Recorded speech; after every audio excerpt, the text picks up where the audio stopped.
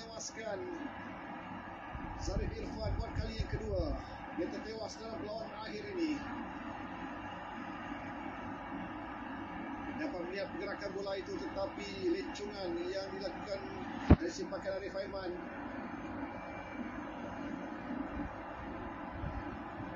Memberikan kelegaan untuk Boy of Street. Sebaliknya skuad Tok Gajah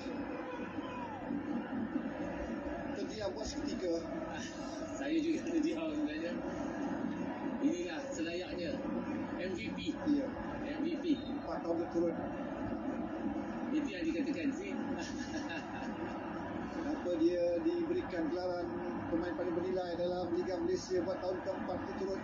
Inilah antara kelebihan yang dimiliki oleh Arif Aiman. Dia onside pada ketika ini.